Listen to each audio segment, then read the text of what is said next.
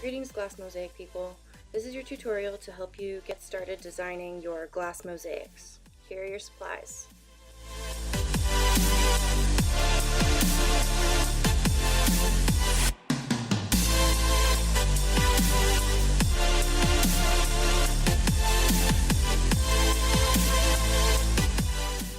I chose a shadow box for this project and decided I wanted to create a nightlight.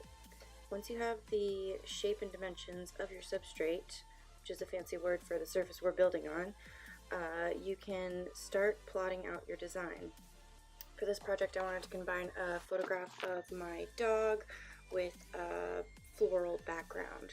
So I first printed out a picture that was of my dog, but I had converted it to a black and white photo. You can do this on most computers. We'll have a photo editing program that can easily change a photograph from color to black and white. Also on your phones, there are applications you can do on smartphones that will do that for you as well.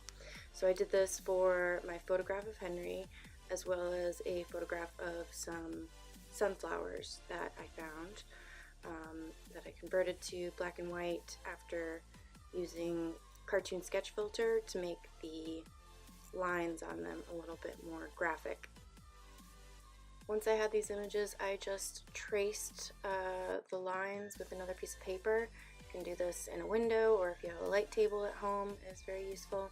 But I traced it to the dimensions of my substrate, so my shadow box glass. Cut out a piece of paper that would be that size and just traced my images in there, just using Henry and then adding the flowers behind him. Once my design was all sketched out, I taped it to the back of my glass. I had it all mounted in the frame while I'm creating it. So while I'm gluing my pieces down, I don't accidentally glue any pieces that will need to rest under the frame.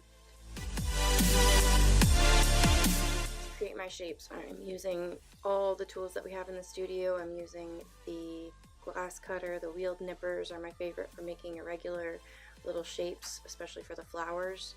I used, for his nose, I created a half circle, but then I used the grinder to grind away a little notch for where his little nostrils will go.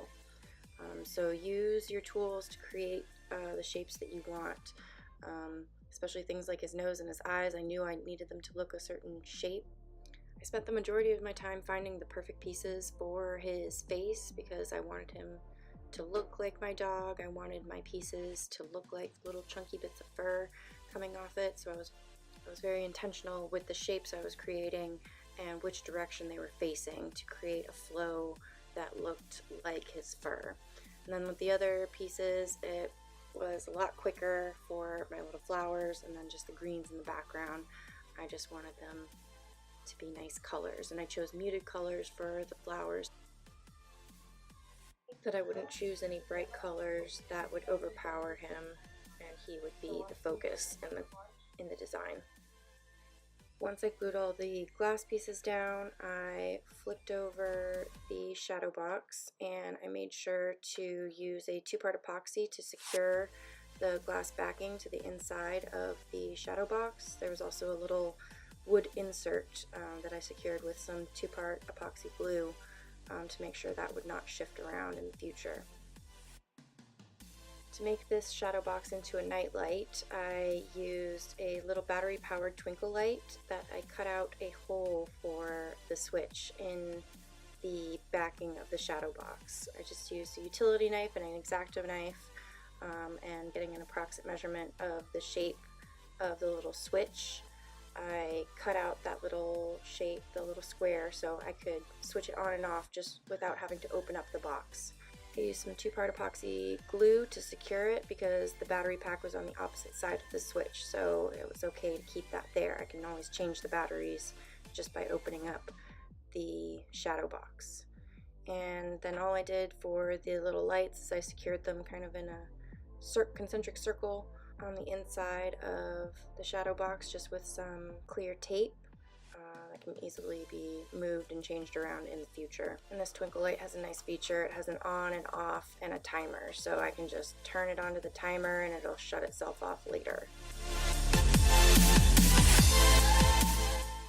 In between constructing the back and gluing the twinkle lights, I grouted the mosaic. You can check out the grouting video on the YouTube playlist to how to grout your mosaic in detail. I assembled it all back together and switched the light on, and in the dark my little Henry glows very nicely. And that's it for this project. I can't wait to see what you guys come up with in the studio. Thanks for watching. See you soon.